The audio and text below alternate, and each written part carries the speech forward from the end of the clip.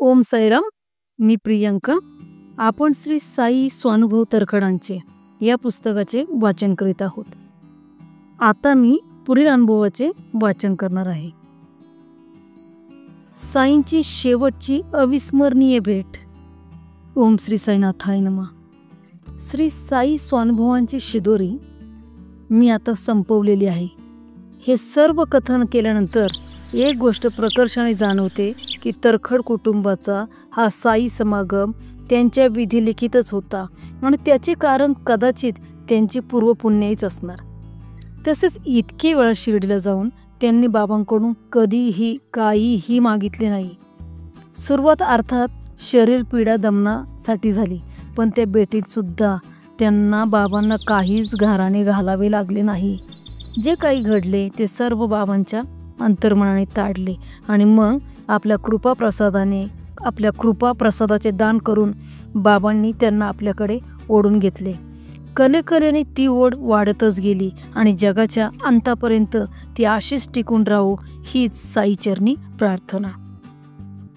तर मला वाटते की ते 1918 साल असणार आणि नक्कीच नवरात्रीचे दिवस असणार, कारण वाघाला मुक्तिदान करण्याच्या प्रसंगानंतर 7 दिवसांनी बाबांनी आपला देह त्याग केला आणि आमचे वडील व्याघ्रमुक्तीला साक्षीदार होते. अर्थात बाबांचे शरीर अत्यंत वृद्ध झाले होते. 2 व्यक्तींच्या खांद्यावर हात ठेवून त्यांच्या आधाराने ते चालत असत. त्याच सुमाराला एके संध्याकाळी पेट्रोमॅक्सचे दिवे लावून आमचे वडील वर येऊन बसले. त्यांना बाबा अतिशय थकलेले दिसले. त्यांनी बाबांना विचारले की बाबा, मी तुमचे पाय चेपू का? तुम्हाला जरा आराम वाटेल. तर बाबा म्हणाले, तुझी इच्छा झाली आहे तर चेप थोडा वेळ, आरतीला अजून वेळ आहे. मग आमचे वडील पाय चेपत बसले. अचानक बाबा म्हणाले, भाऊ, ही आपली शेवटची भेट. ह्यापुढे आपण भेटणार नाही.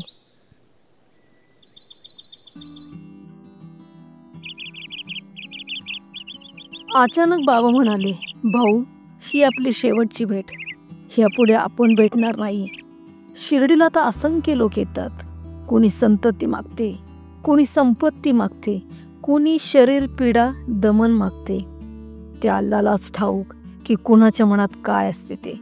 मी मात्र त्यांना दुखवत नाही आणि अल्लाकडे प्रार्थना करतो की त्या सर्वांची इच्छापूर्ती कर. मग अल्ला माझ्या प्रार्थनेला साथ घालतो. तूच एक असा आहेस की ज्याने माझ्यापासून काहीच मागितले नाही.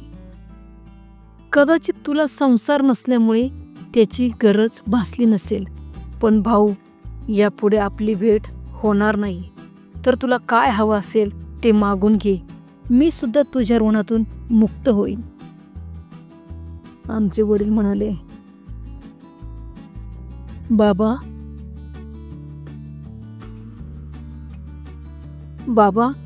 तुमच्या कृपेने मला सर्व काही आहे आणि खरोखरच मला काही नको. फक्त तुमची कृपा सदैव असू द्या आणि तुमचा विसर पडून देऊ नका. त्यावर बाबा म्हणाले, अरे भाऊ, हे तर माझे ब्रीदच आहे आणि ते मी पाळणारच. पण तू तुझ्या स्वतःसाठी काहीतरी मागून घे, कारण कितीही झाले तरी प्रत्येक प्राणी मात्र हा एक घटक असा असतो की ज्याच्या इच्छा आकांक्षा ह्या त्याच्या घडणीप्रमाणे असतातच आणि हा संसार भवसागर पार करायला त्याला काही ना काहीतरी मदत लागतेच. तर तू जास्त आडेवेळे न घेता मोकळ्या मनाने काय मागायचे ते मागून घे. अर्थात ती आमच्या वडिलांची अग्निपरीक्षाच होती असे समजायला हरकत नाही. मग आमचे वडील बाबांना म्हणाले की बाबा, तुम्ही इतका पाठपुरावा करत आहात तर तुम्ही मला वचन द्या की मी जे काही मागेन ते तुम्ही मला द्याल. त्यावर बाबा म्हणाले, अरे भाऊ, आज इतक्या लोकांना मी दिले तर तुला नाही का देणार? तू माग आणि मग मी ते देईनच. मग आमचे वडील म्हणाले की बाबा, तुमच्याकडे मला एकच मागणी आहे. आमचे वडील म्हणाले की बाबा, तुमच्याकडे मला एकच मागणी आहे की तुम्ही मला कुठल्याही जन्माला घाला, त्या प्रत्येक जन्मात मला तुमचे पाय दिसले पाहिजेत. त्यावर बाबा स्तब्ध झाले.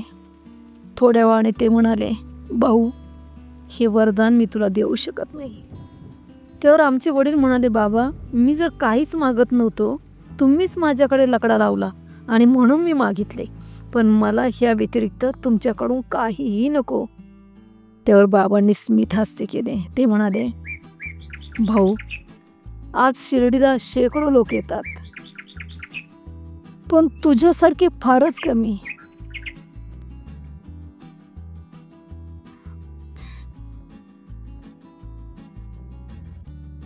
की ज्यांनी मला पूर्णपणे ओळखले आहे.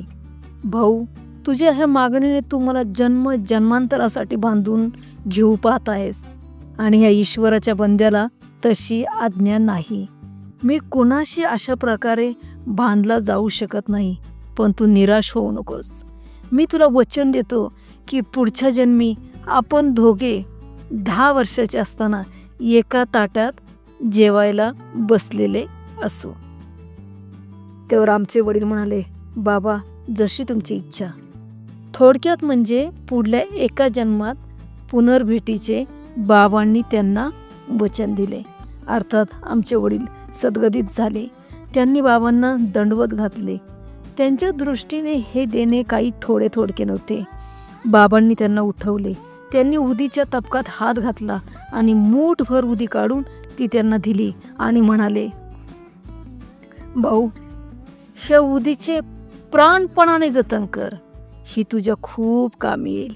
अरे, मेलेल्या माणसालाही जिवंत करण्याचे ह्या उदीमध्ये सामर्थ्य आहे, हे लक्षात ठेव.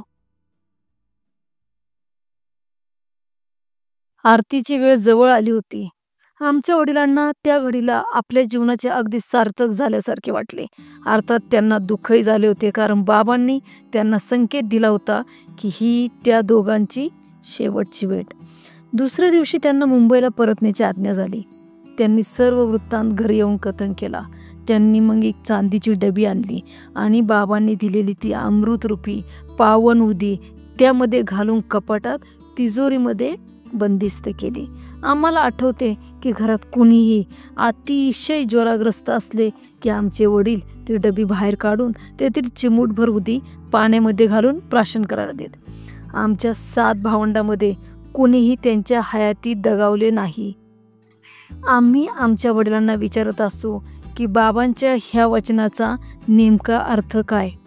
त्यावर ते म्हणत की हे मी सुद्धा नेमके सांगू शकत नाही, पण इतके मात्र खरे की त्यांनी मला आणखीन एका जन्मात भेटण्याचे वचन दिलेले आहे आणि त्यांचे वचन म्हणजे काळ्या दगडावरची रेघ आणि त्याची पूर्तताही हमखास होणारच. तर मग प्रिय साई भक्त वाचकांनो, माझी खात्री आहे की हे सर्व वाचून आपल्याला अत्यानंद झालाच असणार आणि बाबांचे महत्त्व तुमच्या अंतर्मनात द्विगुणित झाले असणार. आमच्या वडिलांच्या बद्दल मी इतके सांगू शकतो की त्यांच्या आयुष्यात त्यांनी सर्व चढउतार पाहिले. त्यांनी स्वतःचा बंगला बनवला, गाडी तर होतीच, मुलं बाळं झाली, पण हळूहळू त्यांना शाश्वत जगात रस वाटत नव्हता. त्यांना कधीही आजारी पडलेले आम्ही पाहिले नाही. ते अंथरुणाला खिळले ते एकदाच त्यांच्या वयाच्या 71व्या वर्षी आणि त्यातच त्यांचा अंत झाला. ते मी तुम्हाला पुढे कथन करणार आहे. पुढील अनुभवाचे नाव आहे अनुभवाचे नाव साई निर्वाणाचे मुंबईत प्रत्यंतर. ओम श्री साईनाथाय नमः. मागे मी आपल्याला बाबांच्या उदीचे महात्म्य कथन केले आहे.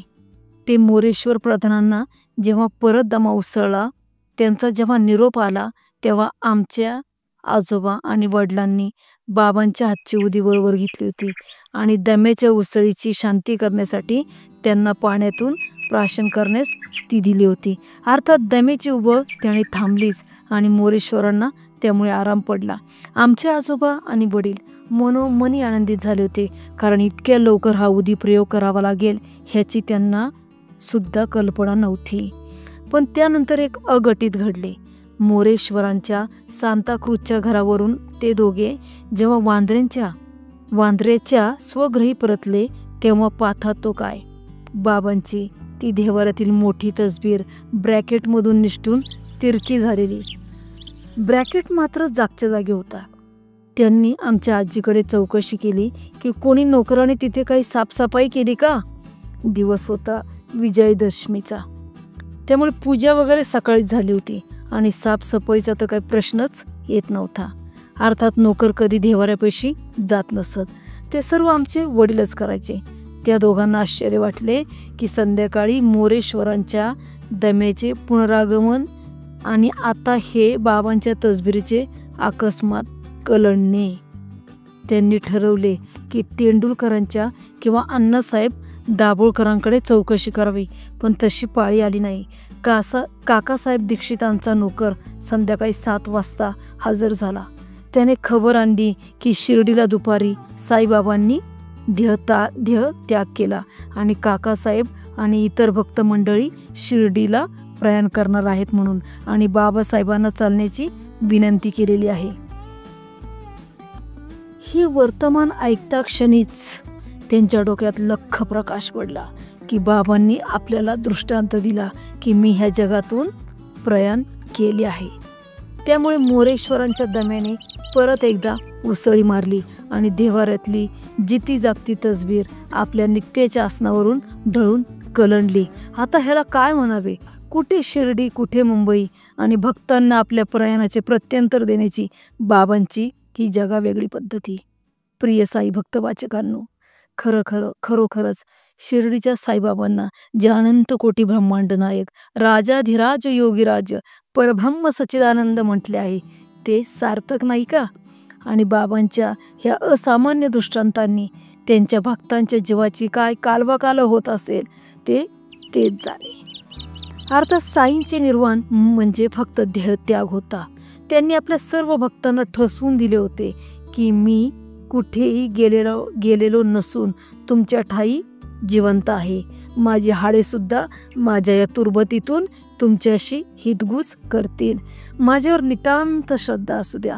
नित्य मी जिवंत, जाणं हिची सत्य. हे माझे वचन कधीही विसरू नका. आता 21व्या शतकात रामनवमी, गुरुपौर्णिमा, विजयादशमी ह्या उत्सवाच्या दिवशी शिर्डीचा तो साई भक्तांचा अलोट जनसागर पाहिला की ह्या त्यांच्या वरील वचनाची प्रचिती आल्याशिवाय राहत नाही. तर वाचकांनो, मला सुद्धा आश्चर्य वाटते की अशा प्रकारचे दैविक अनुभव आणि सुंदर साई समागम भोगल्यानंतर आमचे वडील प्रपंचात पडलेच कसे. कारण सामान्य माणसाला प्रपंचाच्या जंजाळातून सुटका करून घेण्यासाठी परमार्थाचा मार्ग पत्करावा लागतो. हा सृष्टीचा नियम आहे, पण आमच्या वडिलांचे जीवन ह्या नियमाला अपवाद असे आपण धरून चालूयात. अर्थात ते प्रपंचात पडले नसते तर माझे अस्तित्व नसते आणि मग हे लिखाण कोणी केले असते. पण हा चला विनोदाचा भाग आपण सोडून देऊ आणि आता मी तुम्हाला त्यांच्या अंतासंबंधी सांगणार आहे. 16 ऑगस्ट 1965चा श्रावण सोमवार, इसवी सन 1918 ते 1965 हा 47 वर्षाचा कालखंड फारच प्रदीर्घ आहे. आणि ह्या कालखंडातून आमच्या वडिलांची जीवन नौका कशी विहरत गेली ह्याबद्दल मला आपणाला फार काही सांगायचे नाही. कारण माझ्या लिखाणाचा मूळ उद्देशच साई स्वानुभव कथन करून साईंवरची त्यांची प्रीती भक्ती प्रदर्शित करण्याचा आहे. अर्थात या कालखंडात त्यांचा विवाह झाला. आमची आई मूळ केळवे माहीमची, त्यांचे नाव लक्ष्मी देवी केळवकर होते. ह्या कालखंडात त्यांचा श्रेष्ठ संत गाडगे महाराज यांच्याशी परिचय झाला आणि त्यांच्या सांगण्यावरून त्यांनी खारला म्हणजे मुंबईच्या वांद्रे आणि सांताक्रूज ह्यांच्यामध्ये वसलेले गाव एक बंगला विकत घेतला आणि वांद्रेच्या टाटा ब्लॉक्सला रामराम ठोकला. आता ओघाओघाने गाडगे महाराजांचा उल्लेख आल्यामुळे मी तुम्हाला त्यांच्याबद्दल निराळे कथन पुढच्या लेखात करणार आहे. विवाहानंतर एकदाच त्यांनी आमच्या आईला शिर्डीला नेले होते. आणि आपल्या मागच्या आयुष्याची मार्गक्रमणा सांगितली होती. अर्थात आमची आईसुद्धा अत्यंत भाविक आणि सहिष्णू वृत्तीची स्त्री होती. थोडक्यात म्हणजे अशा देवभोळ्या भाविक आईवडिलांच्या पोटी जन्म झाला हे मी माझे खरंच थोर भाग्य समजतो. तर आमच्या वडिलांची प्रकृती अत्यंत सदृढ होती. ते कधी आजारी पडल्याचे मला आठवत नाही. इतकेच काय, पण साधा सर्दी खोकला सुद्धा झाल्याचे मला आठवत नाही. त्यांना 5 कन्या आणि 2 पुत्र अशी 7 अपत्ये झाली. 5ही कन्यांची लग्ने करून दिली आणि आपले कर्तव्य पुरे केले. आपल्या 2 पुत्रांचे विवाह मात्र त्यांनी पाहिले नाही. तर 1965 सालचा जुलै महिना असेल. त्यांना अतिशय खोकला झाला आणि कंबर धरली. अर्थात वयाला 70 वर्ष झाल्यामुळे हे वार्धक्याचेच लक्षण असेल असे गृहीत धरले. मी त्यावेळी बीच्या फायनल वर्षाला VJTIमध्ये इंजिनिअरिंग शिकत होतो आणि माझा भाऊ मिलमध्ये कामाला होता. वास्तविक आमच्या आईला सर्व रोग म्हणजे उच्च रक्तदाब, डायबिटीज, दमा वगैरे होता आणि तिचा रोग कधी इतका बळावत असे की तिला आम्हाला ऑक्सिजनवर ठेवावे लागत असत. त्याकरता आमच्या घरी एक ऑक्सिजनचे सिलेंडर सदैव तयार असे. आमच्या वडिलांची कंबर मात्र जोरदार पकडली. डॉक्टरांनी सुरुवातीला संधिवात म्हणून निदान केले. मी रात्री त्यांच्या कमरेला नारायण तेल वगैरे मालिश करत असे. नारायण तेलाने मालिश करत असे, ज्याने की त्यांना बरे वाटत असे. त्यांनी कधी आमच्याकडून साधे पाय सुद्धा चेपून घेतले नसतील. त्यांना हे आमच्या सेवेचे दुःख वाटत असे. ते मला पडल्याच विचारत की वीरेन, काय रे, ह्या आजारातून मी बरं होईन का नाही? मी त्यांना सांगे की तुम्ही तुमच्या बाबांना चाळवून पहा, तेच तुमची ह्या दुखण्यातून सुटका करतील. पण तसे काही घडले नाही. त्यांचा रोग बळावतच गेला आणि त्यांनी अंथरूण धरले. शेवटी डॉक्टर जोशींच्या सांगण्यावरून आम्ही त्यांना नानावटी रुग्णालयात दाखल केले. आमची आई त्यांच्या सेवेमध्ये काही कसूर पडू देत नव्हती. ती आपले सर्व आजार विसरून गेली होती. ती सकाळी चहा नाश्ता त्यांच्यासाठी घेऊन जाई आणि दुपारी येऊन संध्याकाळी परत रात्रीचे जेवण घेऊन जाई. मी कॉलेजमधून आल्यावर चौकशी करे की दादा कसे आहेत. ती म्हणे काही विशेष सुधारणा नाही, पण त्यांची शुद्ध काही हरपलेली नव्हती. मला वाटते साधारण 1 आठवडा ते रुग्णालयात असतील. अर्थात आमची आई त्यांना बाबांच्या हातच्या पावन उदीचे रोज प्राशन करवित असे. मग 16 ऑगस्टचा दिवस उजाडला. तो श्रावण सोमवारचा दिवस होता. सकाळीच आईने आम्हाला बजावले की घरी लवकर या, कारण आम्ही श्रावण सोमवारी सूर्यास्ताच्या आधीच जेवण करीत असो. मी दुपारीच घरी आलो. आई म्हणाली की मी दादांना चहा देऊन येते. का कुणास ठाऊक, पण ती म्हणाली की आजचा दिवस थोडासा क्रिटिकल आहे. आज जर दादांनी तो काढला तर मग वर्षभर तरी आपल्याला चिंता करायला नको. मी तिला विचारले की तू असे का म्हणतीस. त्यावर ती म्हणाली की तुझ्या आजीने मला बजावून सांगितले आहे की श्रावण सोमवार हा तरखड घराण्याच्या कर्त्या पुरुषांचा घातक वार आहे. म्हणूनच मला जास्त काळजी वाटते. आता हॉस्पिटलमध्ये काय घडले ते आपण पाहू. साधारण 31-2चा सुमार होता. आमच्या आईने वडिलांना थर्मसमधला गरम चहाचा 1 कप पाजला. आमचे वडील चहाचे खूप भोगते होते. त्यांना थोडे बरे वाटले. परत साधारण 4 वाजल्याच्या सुमार असेल. त्यांनी आमच्या आईकडे पुन्हा चहा मागितला. त्यावर आई म्हणाली की अजून अर्धा तास सुद्धा झाला नाही आणि आज श्रावण सोमवार आहे. मला उपवास सोडायचे आहे. तर जाण्यापूर्वी साधारण 5 वाजता मी परत तुम्हाला चहा दे. त्यावर दादा म्हणाले की नको, तू मला आत्ताच चहा दे. तू मला आत्ताच चहा पाज. मला काहीतरी दिसत आहे, पण ते स्पष्ट दिसत नाही. त्यावर आमची आई म्हणाली, तुम्ही असे घाबरू नका बरं, तुम्हाला काही होणार नाही. तुम्ही बाबांचे ध्यान करा. तिने मग तुळशीची जपमाळ त्यांच्या हातात दिली आणि उशाखालची उदीची पुडी काढून त्यांच्या कपाळी उदी लावली. त्यांनी चहाचा 1 घोट प्याला असेल आणि ते म्हणाले, अगं ते पहा, मला कोणीतरी बोलावत आहे, पण चेहरा अजूनही स्पष्ट दिसत नाही. मग आई म्हणाली, तुम्ही बाबांचा धावा करा, इथे कुणीच नाही, आपण दोघेच आहोत. आणि मग ते तोंडाने पुटपुटायला लागले, बाबा बाबा.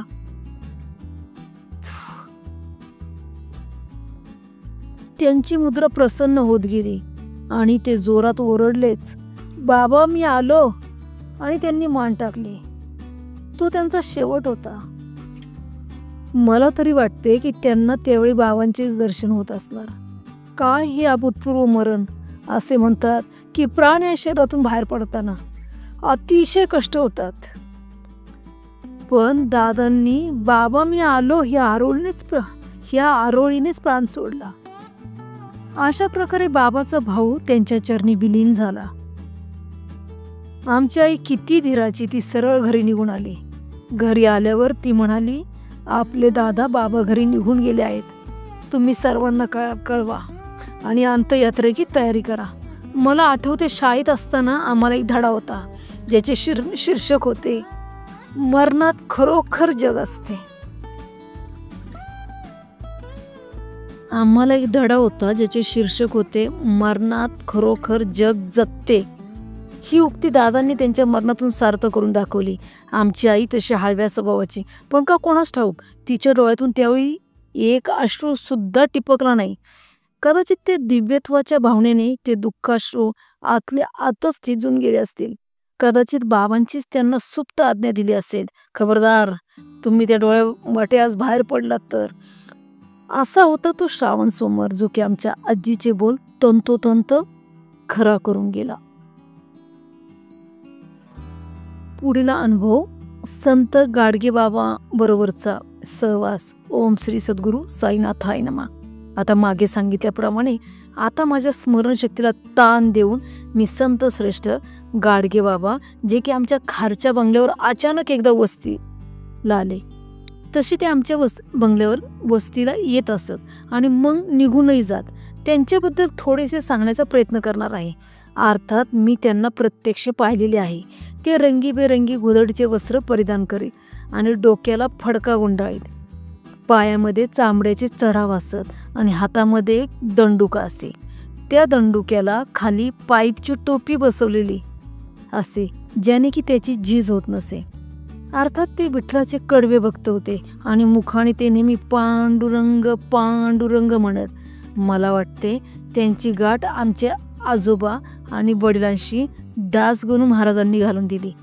दासगणू महाराज महाराष्ट्रभर गावागावात जाऊन साईबाबांची कीर्तनं करीत आणि त्यांच्या कीर्तीचा महिमा आपल्या कीर्तनाद्वारे लोकांपुढे मांडत असत. ह्या त्यांच्या भक्ती कार्यातच त्यांची संत श्रेष्ठ गाडगे महाराजांबरोबर ओळख झाली. अर्थात गाडगे महाराजांचे कार्य म्हणजे गोरगरिबांची सेवा करणे आणि त्यांना स्वच्छतेचे महत्त्व पटवून देणे, जेणेकरून रोगराईला गावापासून दूर ठेवता येईल. ह्या त्यांच्या कार्यात मग धनिक लोकांकडून जर काही मदत झाली तर ती ते आवश्यक घेत. साईबाबांच्या निर्वाणानंतर आमचे आजोबा कापडांचे तागे गाडगे महाराजांना देऊ लागले आणि ते त्याचा आनंदाने स्वीकार करीत. तसेच आमची आई स्वहस्ताने कपड्याच्या तुकड्यांची गोधडी शिवून ठेवत असे आणि महाराजांची वारी जेव्हा आमच्या घरी वस्तीला येई तेव्हा ती त्यांना पांघरायला देत असे. आता जाताना महाराज ती प्रेमाने आपल्याबरोबर नेत असत. मला वाटते त्या काळातल्या त्या पिढीतल्या लोकांच्या जिव्हाळ्याला एक विशिष्ट प्रकारचा ओलावा होता, जो की आता शोधूनही सापडणे कठीण.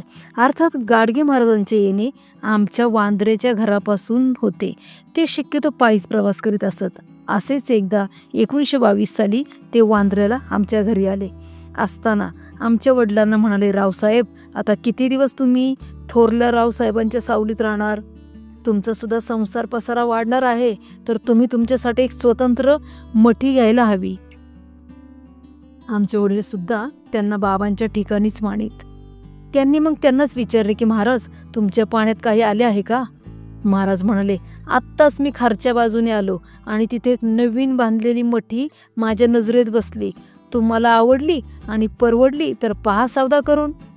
मग दुसऱ्या दिवशी ते सर्वजण तो बंगला पाहण्यासाठी महाराजांबरोबर गेले. निजामुद्दीन नावाच्या एक मुसलमान कॉन्ट्रॅक्टरने तो बांधला होता. त्यावेळी ₹15,000 तो सौदा झाला. आमच्या वडिलांच्या गंगाजळीत त्यावेळेला 25,000 होते. त्यामुळे त्यांनी तो बंगला विकत घेतला. हा बंगला खारपाली रोडवर होता व आमचे बालपण ह्याच ठिकाणी व्यतीत झाले. पूर्वी खारला वस्ती मुळीच नव्हती, त्यामुळे आमच्या ह्या बंगल्याच्या गच्चीवरून आगगाडी, खारचे रेल्वे स्टेशन तसेच वांद्र्याच्या मोत माईलीच्या म्हणजे माउंट मेरी चर्चचे ते 2 मनोरे स्पष्टपणे दिसत असत. ह्या बंगल्यातच गाडगे महाराजांची स्वारी कधी कधी वास्तव्याला येई. ते बहुतेक करून 3 सांजे येत आणि आले की आमच्या आईला जणू काही आज्ञाच करीत की लक्ष्मीबाई मला ज्वारीच्या भाकऱ्या व झुणका बनवा. लक्ष्मीबाई मला ज्वारीच्या भाकऱ्या आणि झुणका बनवा. मग त्या दिवशी आमच्या घरी झुणका भाकरीचे जेवण असे. त्या ज्वारीच्या भाकऱ्यांची गोडी ज्या की आमची आई आपल्या हाताने थापत असे अजूनपर्यंत या स्मृतीपटलावर कायम आहे.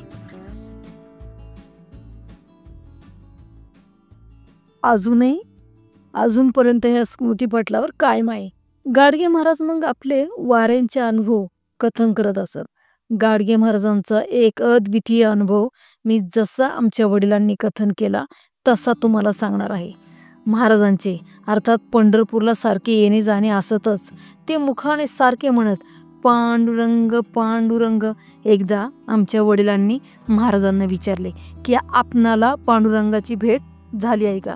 त्यावर महाराज त्यांना म्हणाले, रावसाहेब, एकदा तुम्हाला सवड मिळाली तर माझ्याबरोबर पंढरीला चला. अर्थात तिथे एखाद्या वारकऱ्यासारखे राहावे लागेल. ह्या तुमच्या बंगल्याचा थाट तिथं नसेल. मग आमच्या वडिलांची ती दुसऱ्यांदा पंढरीची वारी ठरली. पंढरपूरला चंद्रभागेच्या वाळवंटातल्या एका तंबूतच त्यांचा मुक्काम होता. दिवसभर ते गाडगे महाराजांबरोबर फिरले. त्यांनी महाराजांना झाडून रस्ते साफ करताना पाहिले आणि मग एका पारावर बसून लोकांना उपदेश करताना देखील पाहिले. महाराजांच्या एकूण लोकसेवेची कल्पना त्यांना आली. संध्याकाळी महाराज त्यांना तंबूत घेऊन गेले. तिथे आल्यावर आमच्या वडिलांनी 3 पथाऱ्या पसरलेल्या पाहिल्या आणि त्या पथाऱ्यावर 3 काळ्या कांबळ्या ठेवलेल्या होत्या. तंबूत एक कंदील टांगलेला होता. महाराज म्हणाले, रावसाहेब, तुम्ही आता थकलेले असणार तर तिथे निवांतपणे पडा. मी आपल्याला कांदा भाकरी वगैरे काय मिळेल तर घेऊन येतो. आमच्या वडिलांनी विचारले की महाराज, आपण तर दोघे आहोत, मग ही 3री पथारी कोणासाठी. त्यावर महाराज म्हणाले, अरे हो, रात्रीला माझ्याबरोबर एक पाहुणा येणार आहे व सकाळ व्हायच्या आत तो निघून जाईल. तुम्हाला त्याचा जरा सुद्धा त्रास होणार नाही. मी पंढरीला आलो की तो माझ्या सोबतीला रात्री येतो, तर तुम्ही काही काळजी करू नका. मग महाराज निघून गेले. काळोख पडला होता आणि तंबूत फक्त कंदिलाचा मंद प्रकाश देवत होता. वाळवंटात थंडी पडू लागली होती. आमच्या वडिलांनी कांबळ ओढली आणि त्यांना डुलकी लागली. अर्थात तिथे वेळेला काय महत्व नव्हते. त्यांना जेव्हा जाग आली त्यावेळी त्या तंबूमध्ये कस्तुरीचा सुगंध सुटला होता. महाराज त्यांना जागवत होते. त्यांनी त्यांच्यासाठी झुणका भाकर आणली होती. महाराज म्हणाले, रावसाहेब, हे तुम्ही खाऊन घ्या. आम्ही दोघे जेवण करून आलो आहोत. आमच्या वडिलांना कमालीची भूक लागली होती. त्या झुणका भाकरीची चव काय न्यारीच होती. त्यांनी जेवण करताना त्या पाहुण्याकडे कटाक्ष टाकला. तो पाहुणा उघडाच होता.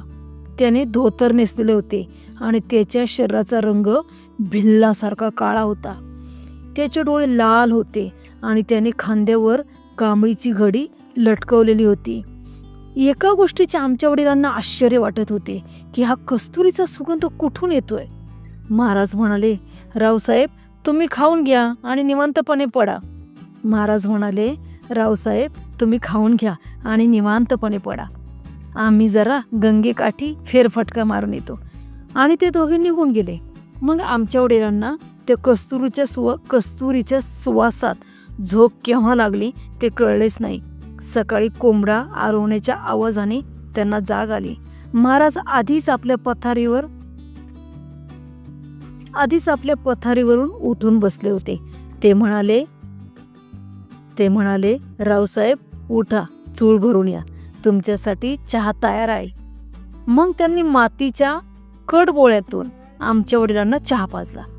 आमच्या वडिलांनी चौकशी केली की आधीच आपल्या पथारीवरून उठून बसले होते.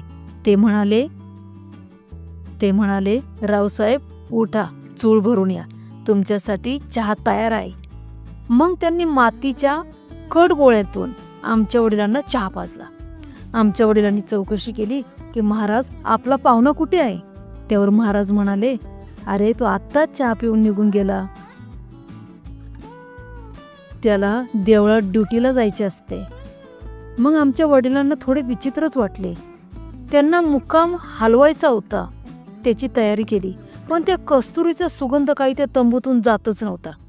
त्यांनी महाराजांना विचारलेच की महाराज, तुम्ही मला तुमच्या पाहुण्याची ओळख का बरं करून दिली नाही. आणि मला एक गोष्ट जाणवते की तो पाहुणा आल्यानंतर ह्या तंबूमध्ये जो कस्तुरीचा सुगंध दरवळला आहे तो अजून जात कसा नाही. त्यावर महाराज त्यांना म्हणाले, रावसाहेब, मला वाटले की तुम्ही पाहुण्याला नक्कीच ओळखले असणार, म्हणून मी काही ओळख करून दिली नाही. त्यावर आमचे वडील म्हणाले, महाराज मला क्षमा करा, मी त्याला रात्री त्या काळोखात नीट पाहिलेच नाही आणि मला वाटले सकाळी न्याहारीच्या वेळेला त्यांची जवळून गाठभेट होईलच. मग महाराज म्हणाले, रावसाहेब, तो दुसरा कोणी नसून साक्षात विठोबा आपल्या वास्तव्याला आला होता आणि जसा आला तसा निघूनही गेला.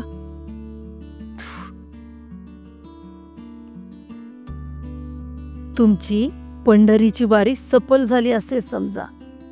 आमचे वडील सांगत की तो कस्तुरी सुगंध बरेच दिवस त्यांची साथ देत होता. ह्या गाडगे महाराजांनी सुद्धा एक विचित्र अनुभव प्रदान केला. काळानुरूप हे सुद्धा वृद्ध झाले होते आणि आमच्या बंगल्यावरची त्यांची ती शेवटची भेट सुद्धा खूपच वैशिष्ट्यपूर्ण ठरली. ती जेव्हा जेव्हा येत तेव्हा त्यांच्याबरोबर त्यांची कांबळ आणि टोकाला पाईपची टोपी लावलेला उखळीच्या दांड्यासारखा दांडा बरोबर आणत. मला वर्ष सण वगैरे काही आठवत नाही, पण मला त्यांची ती शेवटची भेट होती हे नक्की आठवते, कारण त्यावेळी जाताना ते आपला दांडा आमच्या घरी त्यांची आठवण म्हणून ठेवून गेले होते. आमच्या आई वडिलांची बरीच चर्चा झाली की त्यांचा शोध घेऊन तो परत करावा. अर्थात त्यांचा पत्ता कोणालाच ठाऊक नसायचा. मग त्यांना शोधणार तरी कुठे. पण ते आपली अनोखी ठेव आमच्या घरी मात्र सोडून गेले होते. अर्थात आमचे आई वडील त्याला अत्यंत पवित्र वस्तू समजत व ती देवाऱ्याजवळच कोपऱ्यात ठेवलेली असे. मग त्यांनी गाडगे महाराजांची एक छबी मिळवली आणि ती पूजेला आमच्या देवाऱ्यात विराजमान केली. प्रिय वाचकांनो, आपल्याला ही कथा सुद्धा नक्कीच भाळली असणार ह्यात शंका नाहीच. फिरून एकदा मला एवढेच म्हणावेसे वाटते की कहाँ गए वो लोग. ओम साईराम.